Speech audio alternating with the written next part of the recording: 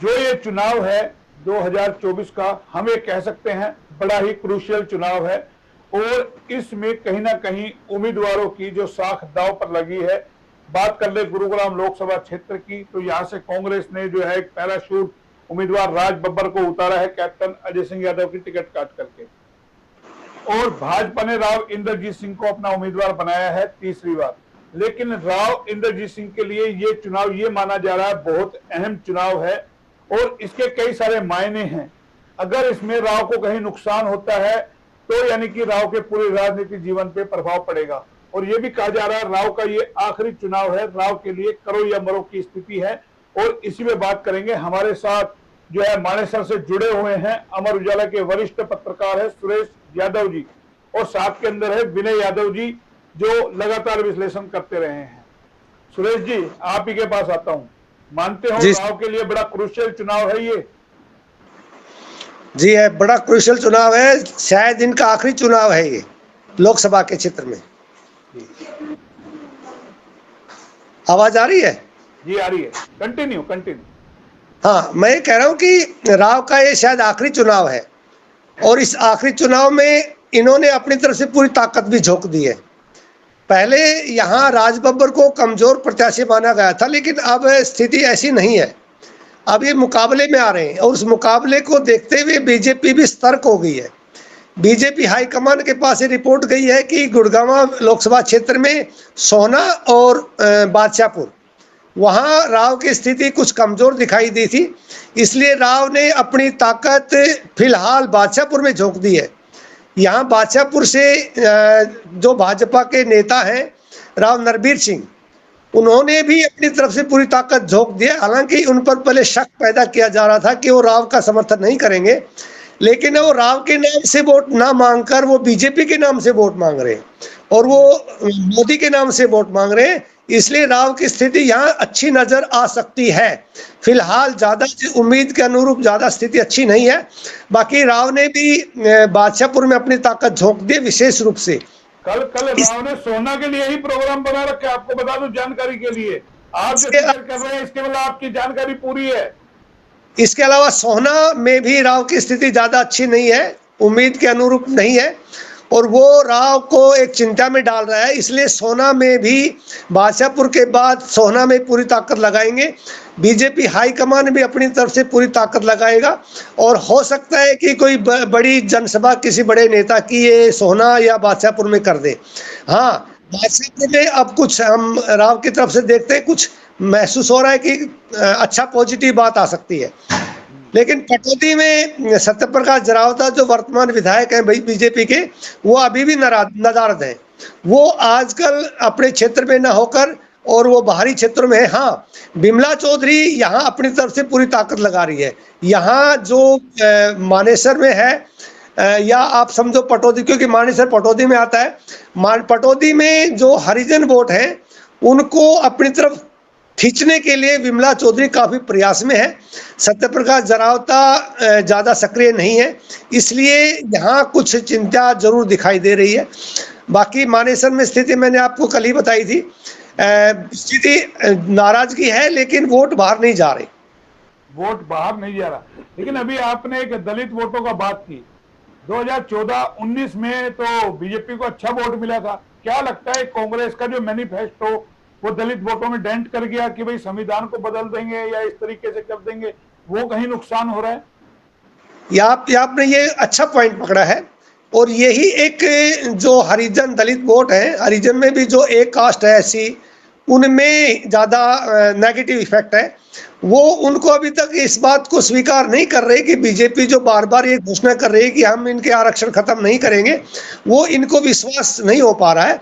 इसलिए हरिजन वोट इसके खिसकते न जा रहे हो, बीजेपी तरफ नहीं जा रहे, कांग्रेस तरफ का उनका रुझान है। हाँ, अब देखते हैं कि आने वाले 10 दिन में 9 दिन में बीजेपी क्या कुछ करती है कि दलित वोटों को अपनी ओर खींच पाती है कि नहीं कुछ खींच पाती है। हाँ, यादव जो मतदाता है वो निश्चित रूप से पटौदी के राव की तरफ पूरा रुझान है। कुछ एक क्षेत्र है, कास्ट फैक्टर भी अपने आप में महत्वपूर्ण भूमिका निभा रहा है। बाकी आप गुड़गांव में भी आप देखते हो स्थिति, एससी भी वोट कुछ खिसक रहे हैं बीजेपी से, और जो पंजाबी वोट है वो 25 से 30% राजनीति से ज़्यादा दिखाई दे रहे।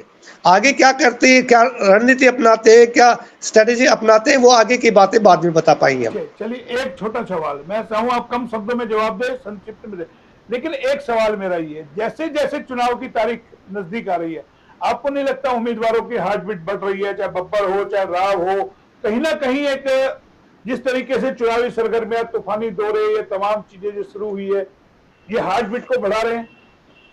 ये तो नेचुरल है, जो जो इलेक्शन नजदीक आएंगे हार्ट बीट ना केवल नेताओं की बल्कि पार्टी के वरिष्ठ नेताओं की भी, कार्यकर्ताओं की भी हार्ट बीट बढ़ेगी और भी बढ़ेगी, क्योंकि अब कट थ्रोट कंपटीशन हो रहा है। देखा जाए तो बहुत तगड़ा कंपटीशन है, क्योंकि राव और बीजेपी अपने आप को ज़्यादा सुरक्षित तो समझते हैं, लेकिन उनको चिंता जरूर है।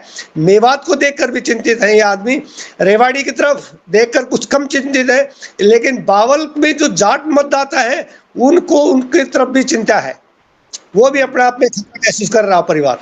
नहीं, एक और आपसे सवाल कर लूंगा, उसके बाद विनय जी के पास जाऊंगा। देखिए, राव के पास कई चुनौतियों से राव को लड़ना पड़ रहा है, अपनी पार्टी में भी लड़ना पड़ रहा है, और कहें कि राज बब्बर से भी लड़ना पड़ रहा है, कांग्रेस से भी लड़ना पड़ रहा है, क्योंकि वो भी पहले कांग्रेस में रहे हैं, तो भली भांति कांग्रेस को जानते होंगे, कांग्रेस के चुनाव लड़ने के तरीकों को जानते होंगे, चाहे फिर कैप्टन फैक्टर है, चाहे अपनी पार्टी के लोग हैं, और सबसे बड़ा फैक्टर जो मैं मानता हूं कि अपनी बेटी को राजनीति में स्थापित करना है। बेटी लगातार लगी हुई है, बड़ी बात है ये कि बड़ा, यानी कि तूफानी दौरे जो कर रही है आरती राव, लगातार जगह जगह जो उनका स्वागत हो रहा है, क्योंकि राजनीति में स्थापित करना बेटी के लिए बड़ी चुनौती है। अगर ये चुनाव में कहीं डेंट हो जाता है, कहीं नुकसान हो जाता है, तो क्या लगता है राव के लिए बड़ा जो राजनीति बैक होगा ये? देखो, निश्चित रूप से बैक होगा, लेकिन भविष्य की गर्त में तो कुछ और बातें भी हो सकती हैं। एक मैं नई बात और बताना चाहूंगा आपको, जो कांग्रेस में और बीजेपी में जो अंतर है, सबसे बड़ा अंतर जो है ये कि बीजेपी के पास कोई वो नहीं है, आजकल कार्यकर्ताओं की टीम नहीं है। जो ग्राउंड लेवल पर जो कार्यकर्ता हैं, जो संगठन है, वो बीजेपी के पास है और कांग्रेस के पास नहीं है। और यही एक आकर के हम एक पॉजिटिव, काफ़ी अच्छी उम्मीद कर सकते हैं कि बीजेपी का जो रूट लेवल का कार्यकर्ता है वो वोटर्स को घर से निकाल कर वोट डालने में सक्षम हो सकता है। और यही राव परिवार समझो या बीजेपी समझो या राव इंद्रजीत सिंह समझो, इसके लिए एक बहुत अच्छी बात लेकर आ सकता है। उम्मीद है, हमें दिखाई भी देता है। और संगठन के अभाव में कांग्रेस चाहे कुछ भी करे, लेकिन यहाँ इसका एक बहुत नेगेटिव है और सेटबैक भी लग सकता है अगर कांग्रेस संभली नहीं टाइम पर तो। लेकिन अगर आपने जो पूछा है मेरे से कि एक अगर राव पीछे जाता है या इसकी हार होती है किसी कारण से, तो राव परिवार ही नहीं, इसकी जो आरती राव है उसके लिए भी एस्टेब्लिश करना बहुत मुश्किल हो जाएगा, क्योंकि जब हारने के बाद उसको रीएस्टेब्लिश करने में बहुत मुश्किल लगती है, जीतने के बाद उसके लिए आसान हो जाता है। क्योंकि देखिए 2019 में अगर हम देखें, राव ने अपने समर्थक को टिकट दिलाई, वो हार गया। अच्छा जी, मौका था, 2-3 मौके आए, राव कहीं चूक गए। मौका था जैसे कैप्टन अजय सिंह यादव, क्योंकि अहिलवाल में 2 दिग्गज नेता है, कैप्टन अजय सिंह यादव और राव इंद्रजीत सिंह। कैप्टन अपने बेटे को राजनीति में रिस्क लेकर के 2019 में विधानसभा में जिता चुके। लगता है कहीं राव चूक कर गए, या चूक कर गए या चूक ना भी करे। मैं आपको एक बात और आगाह कर देता हूं, चूक ना भी करे तो राव का अब दबदबा बीजेपी में आने वाले टाइम में उतना नहीं रहेगा जितना कि पहले था, क्योंकि अब बीजेपी की स्टेट लेवल की जो नेता है उनकी सोच ये है कि हमें आने वाले टाइम में विधानसभाओं में उन कैंडिडेट्स को टिकट देनी है जो जीतने के लायक है। वो उनको इग्नोर कर सकते हैं कि जो राव परिवार के या राव के जो समर्थक है या इनके जो पलड़े में है या इनके जो डेड सपोर्टर हैं उनको टिकट ना भी मिले, ये भी संभावनाएं आज ही व्यक्त की जा रही है। मैं आपको आज बता देता हूं। चलिए मैं एक और सवाल कर लेता हूं। आपको लगता है इस चुनाव में राव के जो कार्यकर्ता हैं, जो राव के जो असली वर्कर हैं, जो राव को मानते हैं, वो ज्यादा मेहनत कर रहे हैं या पार्टी के लोग भी कहीं ना कहीं आपको लगता है कि मेहनत कर रहे हैं, चाहे नरवीर हो चाहे अन्य हो, हमारे रेवाड़ी के नेता हो? देखो, सबसे ज्यादा काम करे राव के डेड सपोर्टर, जो पुराने हैं या नए हैं, जो राव से लिंक रखते हैं, जो राव के किसी भी बात विवाद में अपने आप को स्टैंड रखते हैं, खड़ा रखते हैं, वो सबसे आगे हैं। उसके बाद में बीजेपी का जो कार्यकर्ता है, जो संगठन का कार्यकर्ता है, जिसको राव से संबंध हो या ना हो, वो भी कम नहीं है, क्योंकि उनके लिए एक प्रतिष्ठा का सवाल है। बीजेपी हाईकमान से भी कुछ निर्देश ऐसे ही हैं कि वो राव के इलेक्शन ना समझे, बीजेपी का इलेक्शन समझे। और यही कांग्रेस से भी ये नोटिस हुआ है, कांग्रेस ने भी नोटिस जारी करा है कि ना भूलें विधानसभा में टिकट चाहिए बावरिया यस, ने। बीजेपी कांग्रेस की जो उन्होंने जो इलेक्शन इसका उठा है, उसका यही मेन कारण है कि हर एक नेता को ये बता दिया गया है कि अगर अपने विधानसभा क्षेत्र में वो हारते हैं तो उनकी टिकट नहीं मिल रही है। इसलिए हर क्षेत्र में जो बीजेपी कांग्रेस का जो भावी उम्मीदवार माना जाता है, वो दिन रात एक किए हुए है अपने अपने नेता को, अपने पार्टी के राजबब्बर को जिताने के लिए। ये सच है। ऐसा ही बब्बर के चुनाव को कहाँ देखते हैं आप? अभी आज दिन क्या अगर हम माने तो बब्बर की टक्कर है, मुकाबला है, यानी कि राव के पसीने ला रखे हैं। आज राव का पलड़ा भारी है, लेकिन जो पीछे से चला आ रहा है, राजबब्बर का इलेक्शन उठता हुआ आ रहा है, उसको देखते हुए अगर इसी गति से राजबब्बर का इलेक्शन उठता हुआ आ गया तो राव के लिए खतरा बन सकता है। आज के दिन राव परिवार कल जब रेवाड़ी में आए, कई जगह प्रोग्राम करे तो बड़ी भारी भीड़ हर जगह देखने को मिली है। मैं इसीलिए पूछ रहा हूं आपसे, क्योंकि तमाम पार्षद, ज्यादा से ज्यादा पार्षद देखे रेवाड़ी के अंदर हम बात करें तो कांग्रेस के साथ हैं। देखो, आप रेवाड़ी में रहते हो, लेकिन मेरा आंकलन ये कि रेवाड़ी में सबसे ज्यादा लीड कर रहा है, मेरी सोच है। इस दो विधानसभाओं में रेवाड़ी ही एक ऐसा है जहां सबसे ज्यादा लीड की जा सकती है। दूसरा नंबर आएगा पटौदी में, उसके आगे फिर ये आगे बब्बर के लिए बोल रहे हैं ना? नहीं, इंद्रजीत के लिए कह रहा हूं मैं आपको, आज बता रहा हूं आपको। अगर रेवाड़ी में चाहे मैंने कहा बब्बर का कल प्रोग्राम था, हर प्रोग्रामों में अच्छी भीड़ मिली है, कैप्टन परिवार उसके साथ लगा हुआ है, कितना डेंट कर पाएगा राव को? सर ये तो देखो, आप वहां नजदीक हो, आपको ज्यादा पता है, लेकिन मेरे को ये लगता है कि कप्तान चाहे कुछ भी करो, लेकिन कप्तान का कार्यकर्ता दिखावा कुछ और कर रहा होगा, मेरी सोच है, और अंदर से कुछ और होगा। गुड़गांव में भी है, शब्बीर कटारिया है, और है बावल के अंदर रंगा है, तमाम शकुंतला भगवाड़िया है, नीलम है, बहुत सारे नेता टिकट की रेस के अंदर है, तो तमाम लोग लगेंगे। पटौदी में भी लग रहे होंगे, गुड़गांव में भी लग रहे होंगे, आपके वहां वर्धन है वो भी लग रहा होगा, तमाम लोग लग रहे हैं, कोशिश तो कर ही रहे हैं। वो तो कर रहे हैं। यहाँ बिमला चौधरी है केवल, और एक दो और भी नेता हैं जो हरिजन, लेकिन वो छुटभैया नेता ही हैं, वो कोशिश कर रहे हैं। लेकिन पटौदी में स्थिति राव के प्रति अच्छी है।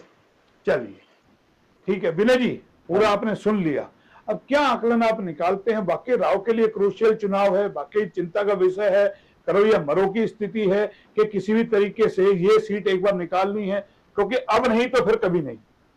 मोहन जी देखिए, भारतीय जनता पार्टी को पूरे हरियाणा में सबसे पहले ये लग रहा था कि गुड़गांव लोकसभा सीट है वो उनके लिए सबसे सुरक्षित सीट है, और सुरक्षित होने की वजह से ये सीट ज्यादा हाईलाइट में आ गई। और यहाँ प्रत्याशी का चयन भी जब किया गया तो हुड्डा खेमे ने कई चीजों का ध्यान रखा।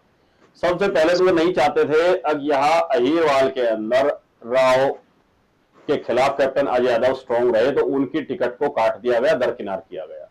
मगर हुड्डा साहब ने आने वाले विधानसभा चुनाव को देखते हुए एक चीज खास सोची है, अगर कैंडिडेट कैप्टन अजय यादव यहाँ आते तो उन पर लगातार 2 बार हार का ठप्पा लगा हुआ है, एक बार लोकसभा में हारे और एक बार विधानसभा में हारे।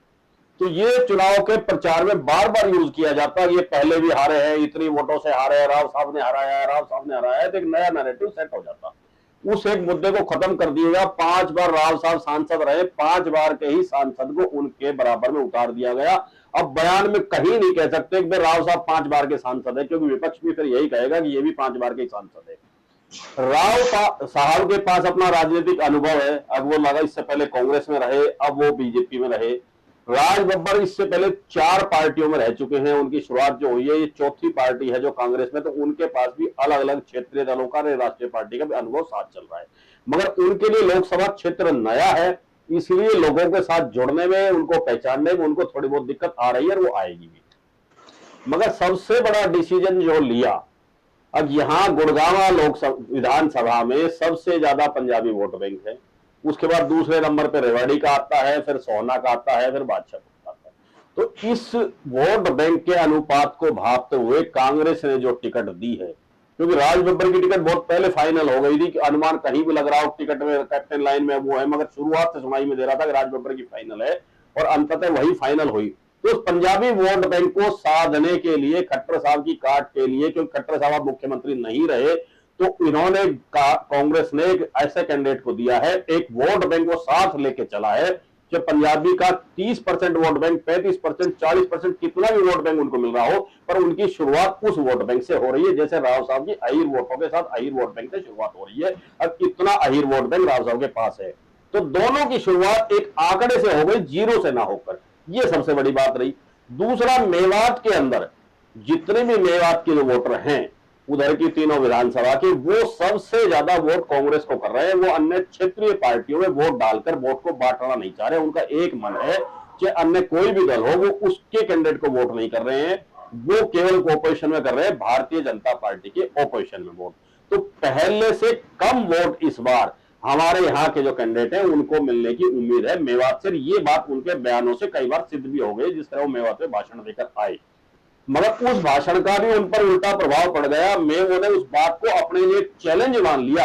अगर राव साहब हमें चैलेंज देकर गए हैं कि मैं जीत तो रहा हूं, अगर तुम चाहो तो अपनी वोट मुझे दे सकते हो, तुम्हारा हिस्सा उस वोट में मेरी जीत में हो सकता है। उन्होंने इस बात को चैलेंज मान लिया कि अगर राव साहब हमें धमका के गए, अब तो उनके खिलाफ जो वोट नहीं करना चाहता वो भी कर रहा है। उसकी वजह से एक सबसे बड़ी दिक्कत क्या है, मेवात में जो कांग्रेस के नेता हैं जो विधानसभा की टिकट की लाइन में है, वो तो पार्टी के लिए लग रहे हैं। अब उन्हें क्यों, अब वोट बैंक मुस्लिम ही डलना है, वो मुस्लिम नेता है, मगर भारतीय जनता पार्टी के जो मुस्लिम नेता मेवात के अंदर है उनकी जान को सबसे बड़ी समस्या संकट हो गया है। और वो भारतीय जनता पार्टी के लिए वोट कैसे मांगे जब पूरे देश में भारतीय जनता पार्टी के बड़े बड़े नेता मुस्लिम विरोधी बातें करते हैं, उनके बयान आते हैं, और उनको खुद देश का प्रधानमंत्री अपने भाषण में मुस्लिम विरोधी बातें करता है। तो उनके दिमाग में ये बातें सेट हो गई है। और सबसे बड़ी दिक्कत उन भारतीय नेताओं को, जनता पार्टी के मुस्लिम नेताओं को आ रही है जो मेवात में है। अब वो भारतीय जनता पार्टी के लिए वोटों के लिए कैसे मराए, तो एक ये डेंट भारतीय जनता पार्टी को वो भारी लग रहा है। तब उनके अपने नुमाइंदे वर्कर भी भारतीय जनता पार्टी को मेवात से वोटें नहीं दिलवा पा रहे। दो डेंट हो गए। तीसरा डेंट था, कहीं ना कहीं ये लग रहा था हुड्डा साहब की कोसली सीट के लिए, रेवाड़ी सीट के लिए मैच टाई हो गया है, लग रहा है। मगर जैसे जैसे चुनाव को लगने लगा हुड्डा साहब को राज बब्बर की सीट निकल सकती है, तो हुड्डा साहब भी फिर सक्रिय हो गए। और उस सक्रियता की वजह से राव साहब को बड़ा आघात और दुख लगा, और उन्होंने अपने मन की व्यथा को महेंद्रगढ़ के जाके अटेली विधानसभा में जाके जो उन्होंने बात कही, अब हुड्डा साहब मुख्यमंत्री बनना चाहते हैं, हम देखेंगे वो मुख्यमंत्री कैसे, हमारे इलाके के बिना वो मुख्यमंत्री बन सकते हैं क्या। तो एक तरह से उन्होंने हुड्डा साहब को एक मैसेज देने का प्रयास किया, अगर आप मेरी लोकसभा में आप डेंट डालेंगे तो मैं भी फिर आपके जो प्रिय कैंडिडेट है जिनको आपने टिकट डाली उसके लिए भी मैं डेंट डालने का पूरा प्रयास करूंगा। धीरे धीरे अब चुनाव जैसे जैसे बढ़ रहा है, चुनाव राजनीतिक दलों के अंदर ठन गया है। पहले जो लोगों को लग रहा था उस तरह के समीकरण अब नहीं है। भारतीय जनता पार्टी के वर्कर भी पूरी तरह से लगे हुए हैं, कांग्रेस के लगे हुए हैं। कांग्रेस के भी नेता बहुत से नाराज है जिनको टिकटें नहीं मिली, कट गई, मगर उनको मनाने में उतनी दिक्कत नहीं आई कांग्रेस को। वो मान गए, क्योंकि जब कांग्रेस ने ये जारी किया आगे विधानसभा में टिकटें उन्हीं को मिलेगी जो प्रदर्शन अच्छा करेगा। और ये बात भाजपा का कोई भी नेता या एमएलए की टिकट का दावेदार नहीं मान सकता, क्योंकि इस पार्टी का एक बड़ी रीत है, अब वो कभी भी किसी की भी टिकट काट सकते हैं, किसी भी नए को उतार सकते हैं। तो ये सबसे बड़ी जो दुविधा भारतीय जनता पार्टी के जो एमएलए के कैंडिडेट है उनके अंदर बहुत भारी दुविधा है। और भाजपा के जितने भी नेता हैं दक्षिण हरियाणा के, वो चाहते हैं कैसे भी करके राव साहब हार जाए, क्योंकि इनकी जो दखल अंदाजी प्रत्येक विधानसभा की टिकट वितरण में या टिकट टिप्पणी में रहते, उससे सारे भारतीय जनता पार्टी का पुराना कैडर दुखी है। उन्हें पता है अगर राव साहब जीत कर आ गए तो आप लोगों को टिकटें आगे नहीं मिलेगी, आप कितना प्रयास कर लो, पर राव साहब का दखल ज्यादा बढ़ जाएगा। और उस दखल को दूर करने के लिए भाजपा के नेता ही अंदरूनी रूप से राव को हराना चाह रहे हैं। एक सवाल जो मैंने आपसे करना है और मैंने अभी सुरेश जी से भी किया है, फिर उसके बाद सुरेश जी के पास जाऊंगा। राव के लिए बड़ी चुनौती, आप जैसा बता रहे कई चुनौतियों से लड़ रहे हैं, लेकिन सबसे बड़ी चुनौती आपको लगता है बेटी है, राजनीति में स्थापित करना है, राजनीति विरासत संभालनी है। जिस तरीके से आरती राव पूरे चुनाव में लग रही है, कैंपेनिंग कर रही है अपने पिता के लिए, और जाहिर है करते हैं, तमाम लोग करते हैं, बब्बर की बेटी भी आई है, उनके दामाद भी आए हैं, उनकी भी एंट्री हो गई है, लेकिन यहाँ राजनीति में स्थापित करना राव के लिए, क्योंकि कैप्टन अजय सिंह कर चुके, बड़ी चुनौती है। सिर्फ इसी पे मैं आपका एक बार जवाब चाहूंगा। मोहन जी, राव साहब हमेशा सेफ पिच पे खेलने के आदी हैं। कांग्रेस का जब शासन था, जब कांग्रेस की लहर थी, तो उनकी सेफ पिच पे उन्होंने मैच खेले, 2 चुनाव जीते। जब उन्हें लगने लगा कांग्रेस का जनाधार नहीं है, देश प्रदेश के अंदर हिंदुस्तान में सरकार बदल रही है, भारतीय जनता पार्टी की आ रही है, तो वो उनकी सेफ पिच के ऊपर खेलने के लिए चले गए, वहां वो लगातार 2 बार जीते। राव साहब उतना मादा नहीं रखते कि वो रिस्क लेकर निर्दलीय रूप से या किसी अन्य दल से या अपनी भारतीय जनता पार्टी में दबाव देकर अपनी पुत्री को टिकट दिला सकते। अगर वो सेफ गेम नहीं खेलना चाहते, राव साहब के मन में ये था अब मैं दोनों टिकटें रखना चाहता हूं, लोकसभा की और विधानसभा की पुत्री के लिए। अगर वो पार्टी में स्थापित करना चाहते लड़की की, तो पिछले लोकसभा चुनाव से सुनहरा अवसर उनके पास नहीं था। वो अपनी टिकट की बजाय अपनी पुत्री को लोकसभा का चुनाव लड़वाकर जिता सकते थे, वो 100% जीतती, इसमें कोई शक नहीं है। और राव साहब खुद विधानसभा के लिए प्रयास करते, और अगर वो विधानसभा के लिए प्रयास करते तो बड़े अहीर नेता हैं, उनको टिकट मिलती, ये इसमें भी कोई संशय नहीं है। पर राव साहब चाहते हैं कि लड़की को विधानसभा से लड़ाए, खुद वो उस सेफ सीट को छोड़ना नहीं चाहते। लेकिन एक बड़ा सवाल है ना, अब बब्बर को कह रहे हैं कांटे का मुकाबला है, लेकिन राव का जो पर्सनल वोट बैंक है, जो राव का कैडर है, वो कहीं ना कहीं बब्बर को डेंट पूरा कर रहा है ना। भाई आप ले आएंगे वोट, लेकिन राव का अपना इतनी बार जो जीते हुए अहिरवाल के अंदर जो रुतबा है, उसको तो आप किसी भी तरीके से आसानी से कम नहीं कर सकते ना। कद कितना नांगल चौधरी से लेकर डूडा हेड़ा तक है, तमाम उनका वोट बैंक है, तो वो तो कहीं ना कहीं बब्बर के लिए चुनौती है ना कि वो उसको कैसे तोड़ पाएंगे। देखिए, यकीनन राव साहब दक्षिणी हरियाणा के अहीरों के बड़े नेता हैं, मगर एक सबसे बड़ी दिक्कत क्या है, अहीर नेता स्थापित होने के लिए इन्होंने कभी भी दूसरे अहीर नेता को अपने पैरेलल या अपने आगे जाने नहीं दिया। ये अपनी बड़ी लाइन खींचने की बजाय दूसरे की लाइन को मिटाकर छोटा करने में लगे रहे, चाहे कोई भी नेता रहा हो, चाहे इनके संरक्षण में रहा हो, चाहे इनके विपक्ष में रहा हो। ये कभी नहीं चाहते कि अहीरवाद दक्षिणी हरियाणा में कोई दूसरा अहीर नेता पनपे, ताकि आपका जनाधार कम हो और लोग उसकी तरफ डाइवर्ट हो जाए। तो ये जो इनकी पॉलिसी लगातार चल रही थी ना, उस पॉलिसी को सभी दलों के नेता समझ गए हैं, और वो इस वजह से अंदरूनी रूप से राव साहब को हराने में लगे हुए हैं। आखिरी सवाल कर लूं आपसे। हाँ जी सर। सवाल ये है कि जैसा भी आपने कहा भिवानी महेंद्रगढ़ में यहाँ हुड्डा है, फिर राव वहां गए, अगर हुड्डा इस तरीके से करेंगे तो राव कौशल में नुकसान नहीं करेंगे, क्योंकि उनका बेटा भी दीपेंद्र रोहतक से लड़ रहा है, तो बड़ा नुकसान नहीं करेंगे। राव अगर कोसली में एक बार रुक्का मार आए तो पिछली बार वाली स्थिति नहीं हो जाएगी मोहन जी हुड्डा के लिए। मोहन जी, हरियाणा में सबसे कम अंतर से हार जीत का जो अंतर था वो दीपेंद्र हुड्डा की सीट का था। पिछली बार जब पूरे देश में देशभक्ति की और मोदी के फेवर की लहर चल रही थी, उस परिस्थिति में कोसली से बहुत रोहतक लोकसभा से बहुत कम वोटों से दीपेंद्र हार के गए थे। अरे हम कोसली की बात करें, कोसली में तो बड़ा, मैं उसी बात कर रहा हूं, मगर उस समय आप देखिए, पिछली बार कोसली के जो अहीर नेता हैं, जो लगातार जनता में रहते हैं, जगदीश यादव जी, वो उस समय लोकसभा चुनाव में भी भारतीय जनता पार्टी में थे और विधानसभा चुनाव में भी भारतीय जनता पार्टी थे। चाहे वो उनका कितने भी वो चुनाव लगातार हारे हो, मगर उनका एक कोर वोटर है जो हमेशा उनके साथ रहता है। वो जब भी मीटिंग कॉल करते हैं, राव साहब की तरह, जिस तरह परमानेंट वर्कर राव साहब के हैं, इस तरह कोसली में परमानेंट वर्कर जगदीश यादव के हैं, और जगदीश यादव उस हार के मार्जिन को बिल्कुल आसानी से खत्म कर देंगे। और दीपेंद्र को थोड़ा सा सहारा चाहिए था इस बार चुनाव जीतने का, वो उन्हें जगदीश यादव के रूप में मिल गया है, तो इसलिए राव साहब इतना प्रभाव वहां कोसली में नहीं डाल पाए। बिल्कुल बिल्कुल। सुरेश जी को आपने सुन लिया। हाँ, मैंने सुना है विनय जी कह रहे। अब विनय जी की एक बात से मैं और आगे बढ़ाऊंगा कि राव साहब ने कभी भी सेकंड दर्जे का कोई लीडर पैदा नहीं होने दिया, और मैं सहमत भी हूँ, लेकिन ये पॉलिसी तो हर एक नेता की है। आज इस प्रदेश में हुड्डा वो अपने आप को कद बढ़ा रहा है, पॉलिसी है कि हरियाणा में तेरे से दूसरे नंबर पर कोई भी नेता नहीं होना चाहिए, तीसरे नंबर पर नेता हो जाओ तो वो उसको स्वीकार है, लेकिन दूसरे नंबर का नेता पैदा नहीं होना चाहिए। हर एक राविंद्र की भी यही पॉलिसी थी, राव इंद्रजीत की भी यही पॉलिसी है, हुड्डा की यही पॉलिसी है। एक कभी किसी टाइम आपको ध्यान हो 91-2 में, आवाज कट रही है आपकी, आवाज कट गई, क्या हुआ? घंटी आ रही है गिरेगी? अब आवाज आ रही है? 91-2 में लेकर जाता हूं आपको, रामविलास शर्मा प्रदेश के अध्यक्ष होते थे, तो क्योंकि 2 ही एमएलए बड़े थे उस टाइम 91 में, उस टाइम भी रामविलास शर्मा की एक पॉलिसी थी कि हरियाणा में सेकंड ग्रेड का कोई लीडर नहीं होना चाहिए। इसलिए उन्होंने एक रणनीति के तहत सेकंड ग्रेड के जो भी लीडर होते थे उन सबको धकेल दिया, और यही कारण था कि हरियाणा में बीजेपी को दोबारा से उठने में बहुत टाइम लगा। ये तो मैं मानता हूँ कि हर एक जो एम्बिशियस नेता है उसकी रणनीति होती ही होती है, और यही राव इंद्रजीत सिंह की पॉलिसी है। जहां तक कि मैं एक और आपको नई बात बताने जा रहा हूं जो शायद आपने नहीं सुनी होगी, और मेरे को पूरी संभावना है कि महेंद्रगढ़, भिवानी महेंद्रगढ़ लोकसभा क्षेत्र में कोई राजनीतिक उठापटक होने जा रही है। आपको एक इशारा कर रहा हूं, आप जैसे समझते होंगे। थोड़ा आइडिया जैसे। नहीं, आइडिया नहीं, महेंद्रगढ़ भिवानी लोकसभा क्षेत्र में कुछ राजनीतिक उठापटक होने जा रही है। जी, बड़ी बात कह रहे हैं। मैं इसलिए क्लियर नहीं हो रहा कि मेरे पास जो पुख्ता सबूतों के आधार पर बात आई है उसके आधार पर कह रहा हूँ। बाकी कल क्या हो जाए, कुछ हो भी सकता है, वो ना भी हो पाए।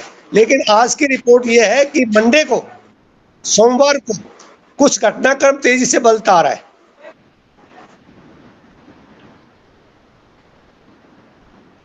बोलो।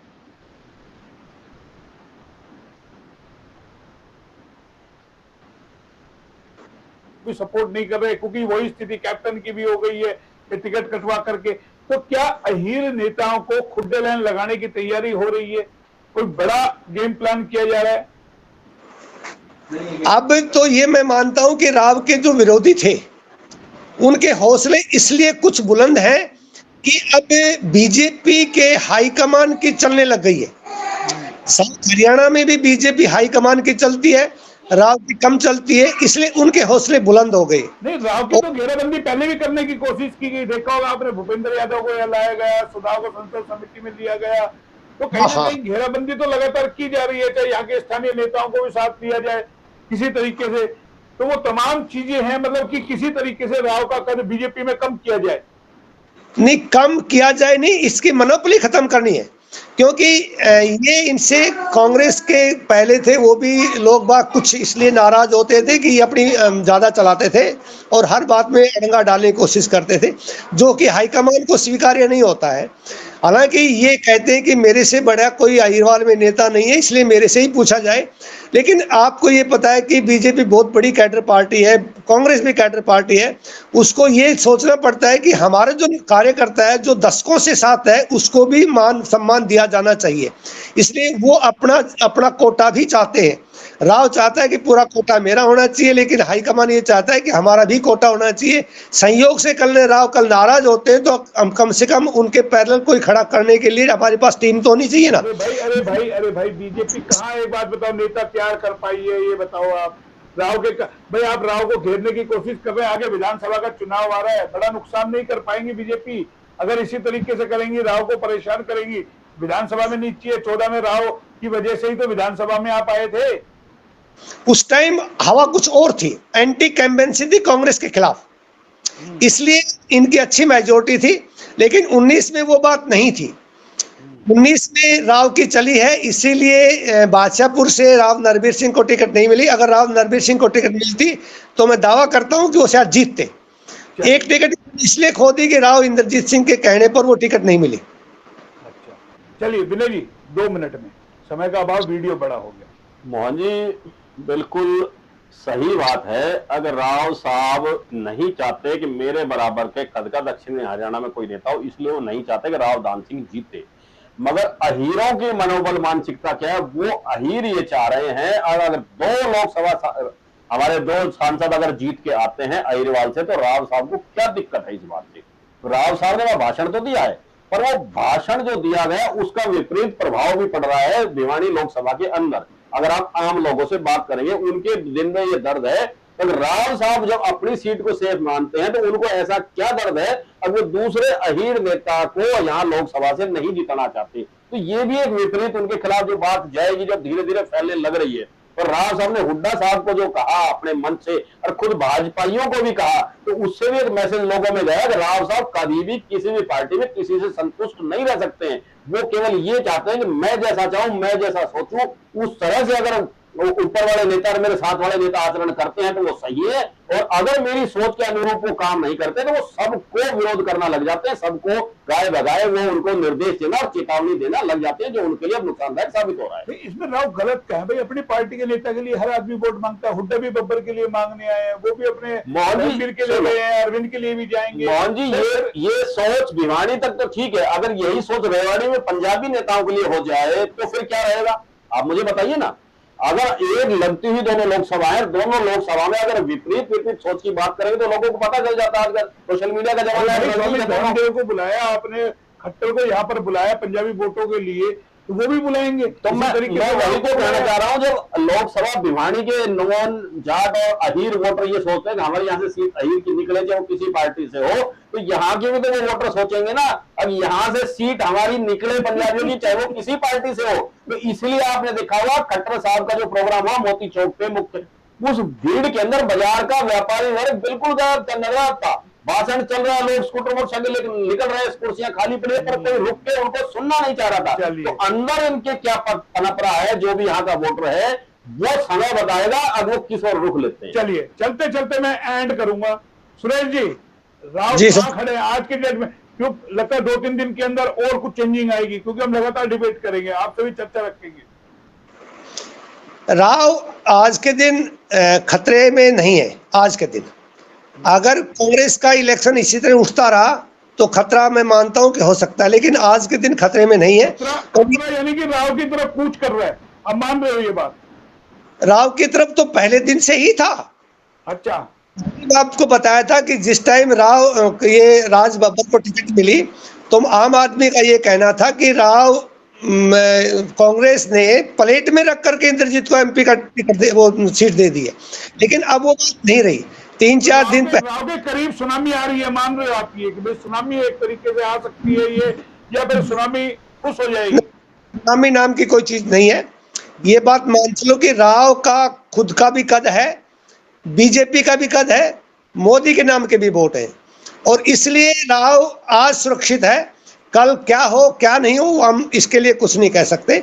बाकी आप एहसास हो गया राव इंद्रजीत को कि तुम्हें मेहनत करनी पड़ेगी, और इसलिए वो मेहनत करने के लिए सोना में और बादशाहपुर में निकल पड़े, क्योंकि बादशाहपुर में सबसे ज्यादा वोट है, 2.5 लाख के लगभग वोट है, इसलिए वो इस तरफ ज्यादा जोर दे रहे हैं। चलिए विनय जी, बादशाहपुर में सबसे ज्यादा डेंट राव को लगा है कि निर्दलीय जो विधायक वहां से जीत कर आए थे वो छोड़कर कांग्रेस में चले गए। कांग्रेस से जो हारे थे खुद वो कांग्रेस में हैं और मदद कर रहे हैं, निर्दलीय भी उनके साथ जुड़ गया है। राव नरवीर पे आरोप नहीं लगा सकते टिकट का आगे वो विधानसभा में प्रदर्शन अच्छा करे, क्योंकि वो सिटिंग विधायक नहीं है, तो उनपे तो कहीं भी आरोप नहीं लग सकता उस विधानसभा में वोट निकली या नहीं निकली भारतीय जनता पार्टी के लिए, और वो किसी भी विधानसभा से चुनाव लड़ लेते, कभी उनकी एक विधानसभा पैतृक नहीं रही, ये भी एक दिक्कत है। दूसरी बात, अब मेवात के लिए जल्दी जिस तरह सुनाई, और मेवात के जो भाजपा नेता हैं वो कहीं नहीं चाहते, अब उन्हें यकीन नहीं है आने वाले समय में भाजपा से तुम्हें टिकटें मिलेगी, तो वो अपने वोटरों को, अपनी जो वो वोटर हैं धर्म को, उनको नाराज नहीं करना चाहते भाजपा को वोट डलवाकर, इसलिए वो साइलेंट बैठे हैं। अपनी वोट लोकसभा में कहीं भी दो, पर विधानसभा में हमारा ध्यान रखना, हम जिसमें पार्टी में रहे जहां से हमें टिकट मिले। चलिए, तमाम आप दोनों मेरे साथ जुड़े तो कहीं ना कहीं लगता है बड़ा क्रूशियल चुनाव है, बड़ा कांटे का चुनाव हो सकता है, और इसके 2-3 दिन में और समीकरण बदलेंगे। तमाम आप दोनों ने बड़े बड़े विस्तार से समझाया कि चुनौती कितनी बड़ी है, और चुनौती बड़ी है राजनीति जीवन के अस्तित्व को बचाना। कहीं ना कहीं जिस तरीके से राव का जो अस्तित्व है वो खतरे में ना आ जाए, वो बचाना बड़ी चुनौती है। साथ में अपनी बेटी को राजनीति में स्थापित करना बड़ी चुनौती है। हालांकि ऐसी बेटी है जो पूरे चुनाव में तन मन से लगी हुई है और बड़ी मेहनत कर रही है। ऐसी बेटी हर पिता को मिलनी चाहिए, हर नेता को मिलनी चाहिए, ये एक बड़ी बात है। लेकिन क्या उसके लिए राजनीति मंच तैयार कर पाएंगे, यही एक राव की बड़ी चिंता भी है कहीं ना कहीं अंदर खाते, कि कैसे बेटी को राजनीति में स्थापित करना है। उसी पे हमने बड़ी चर्चा की, और लगातार पूरे चुनाव पे हमारी पैनी निगाह बनी रहेगी। सुरेश जी हमारे साथ जुड़े मानेसर से, जो अमर उजाला के कहे वरिष्ठ पत्रकार हैं, और साथ में विनय यादव जी ने। फिर आएंगे नए अपडेट पे, तब तक के लिए नमस्कार।